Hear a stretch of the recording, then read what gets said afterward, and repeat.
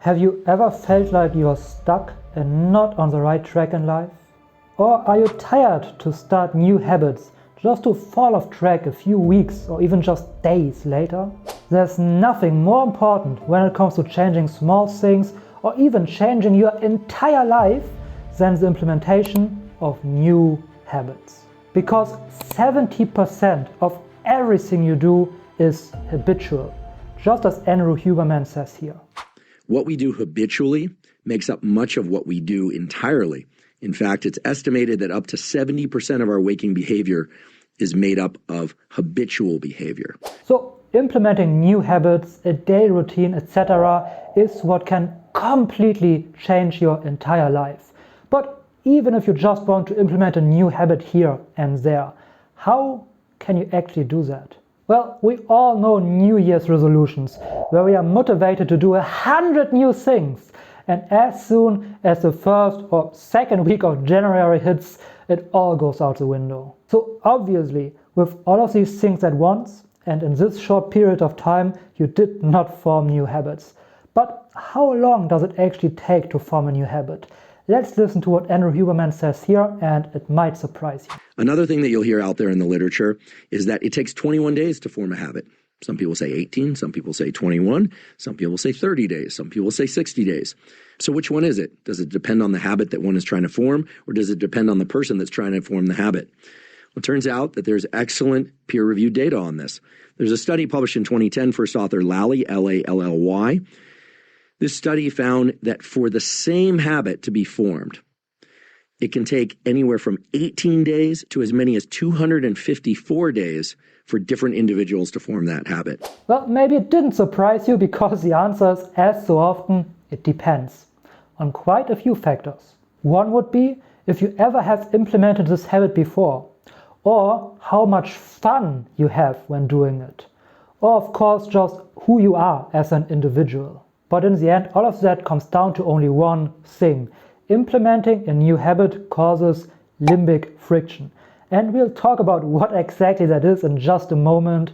But how fast something will become habitual depends on how much the limbic friction can be reduced in the given period of time. But what does limbic friction now mean?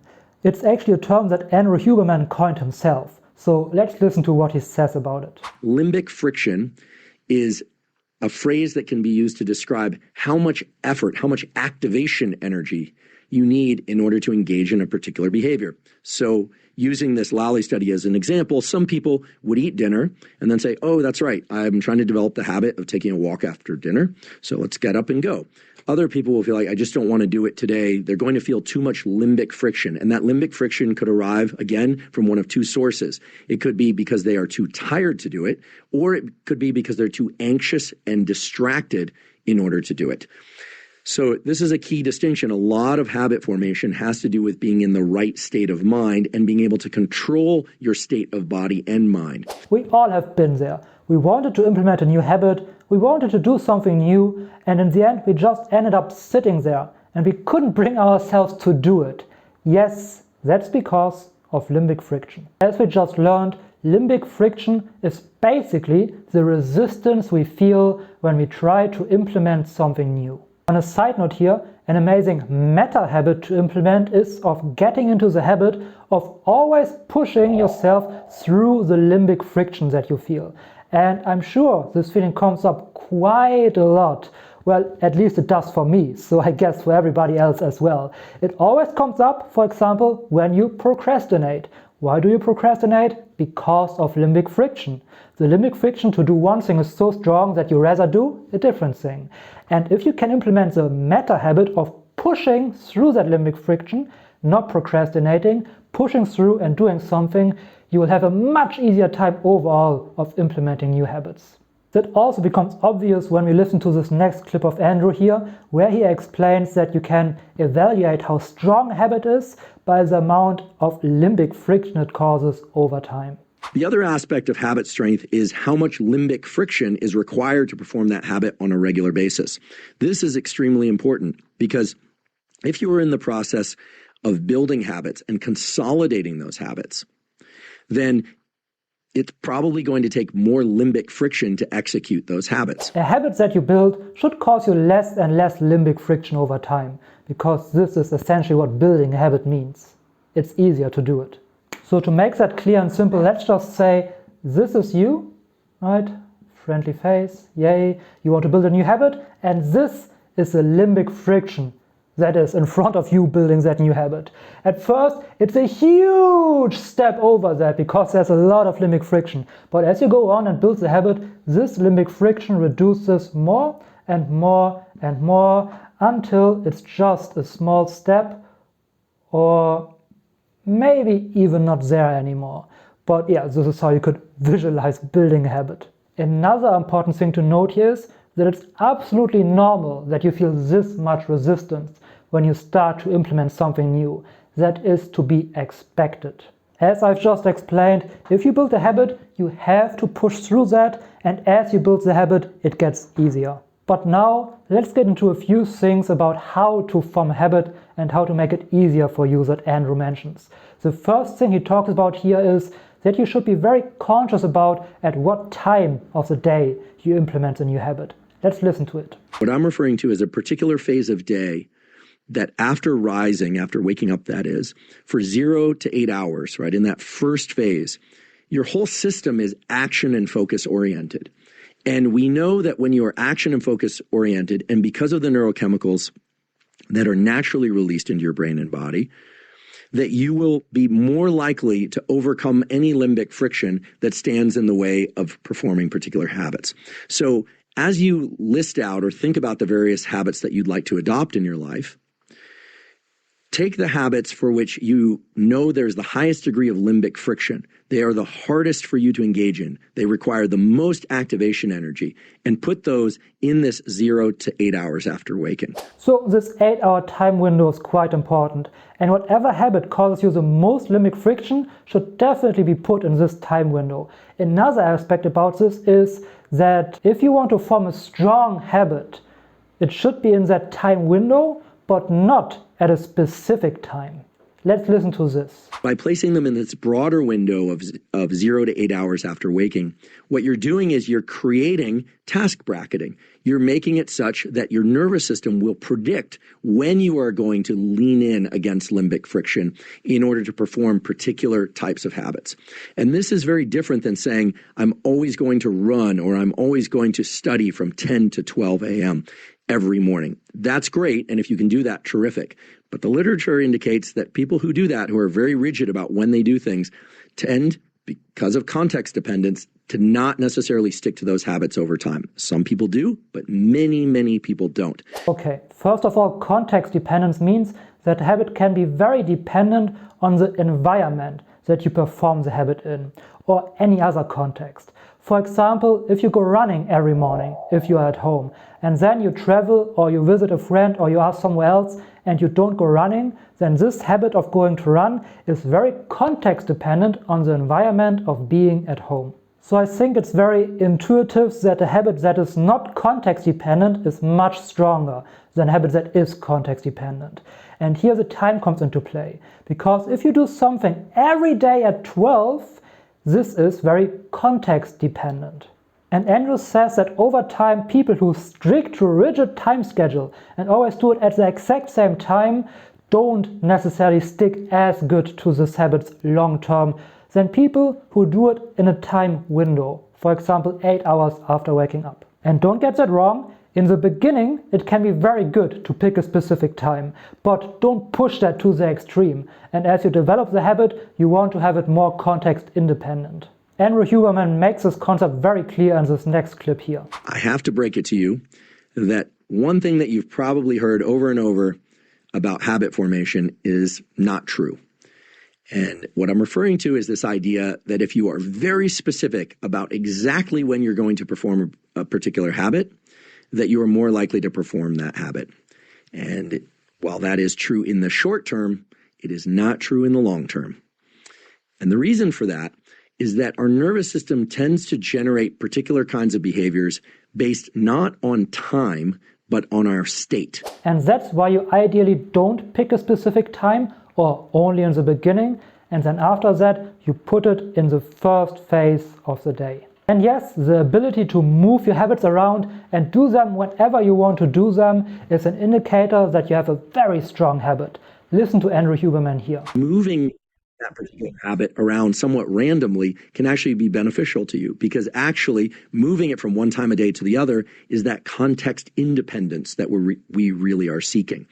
By being able to do the same thing that we want to do regardless of time of day or circumstances, that's how we know that we've achieved a real habit formation. That's how we know that the habit has been moved into certain components of our neural circuitry that just allow us to do it what seems like reflexively. Although earlier I pointed out that these aren't reflexes in the traditional sense. All right, you have put the habits that you want to form in the first phase of the day.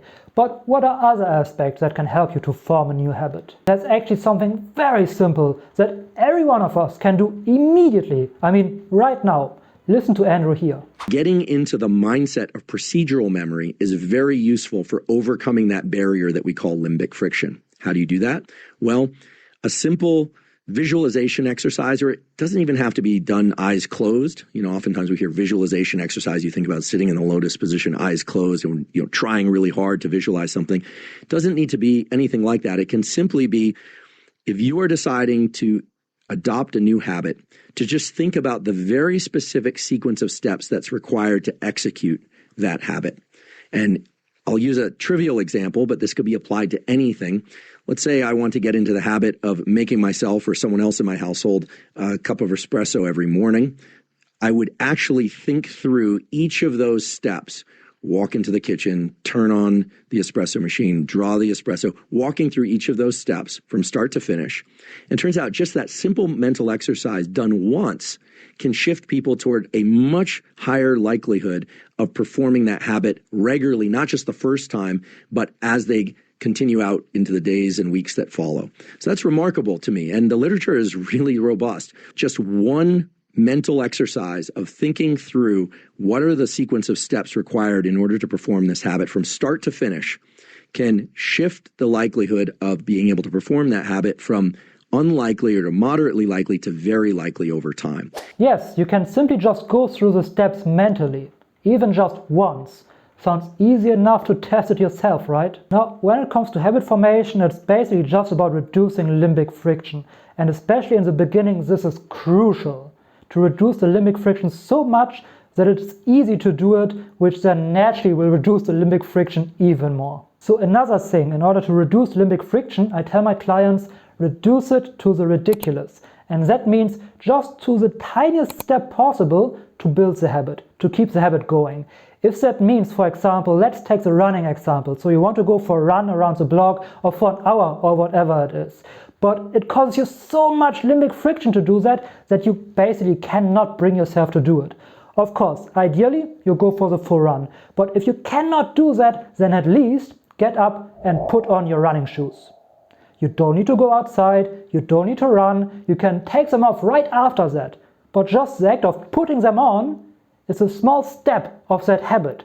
So you can do it and keep the habit going. And the next day you can go for a run, or again you just put on your shoes. Now when you've put on your shoes and then you feel like, I maybe could go outside, then do that. And then you feel like, I maybe could go for a run, then do that. Amazing, even better. But you don't have to. The point is, at least do something, a small tiny step, so that you can keep the habit going. But now let's listen to one more thing Andrew talks about. Basically, what you're trying to do is not restrict your thinking to just the habit that you're trying to form, but rather to grab a hold of the timing before and after that particular habit and start to positively associate reward mechanisms in your brain with that entire time bin. This is a very useful and very powerful tool in order to form habits. And I should say that it's not something that comes naturally to most people. In fact, even as I describe it, you might find it's still a little bit abstract. But what I encourage you to do, if you are finding it to be a little bit vague, would be to pick the habit that you want to form, write down or think about very concretely what is the sequence of steps involved in the execution of that habit, and then write down or think about what is the sequence of events that need to precede that habit. Maybe the immediate 10 or 15 minutes before, as well as the immediate sequence of events and or feelings that will occur after that habit. and then call the whole thing a habit execution, the whole thing a effort to engage in that particular habit. And in doing that, and in positively associating with the idea that you're going to complete that entire sequence, you will engage reward prediction error in the proper way that the dopamine surge can lend itself toward motivation. Okay, what is he actually saying here? Well, let's take the activity of running again. Yes, getting up and starting it may suck, but you know that afterward you will feel much better. So what you should do mentally is to think about the entire sequence of what you're going to do. And not just about, oh, it sucks to get up and running now, but also about, oh yes, I will feel much better once I have done that. And it might sound simple, but like that, you neurologically link the good feelings that you will have afterwards to the overall habit, and not just the bad feelings that you have when starting it. But when it comes to habits, in my opinion, the absolutely most important thing is to be very clear about why you want to implement that habit. It's much more powerful going for a run when you want to do it deep down because you know it's good for your health and your longevity and your overall well-being, and not just because someone told you, hey, you should go for a run. And that's the same for every other habit. Ask yourself, why do you even want to implement this habit? What are your deep reasons and motivations behind that? To find out more about the importance of knowing your deep reasons why, and how you can figure that actually out for yourself, be sure to check out the video right over there.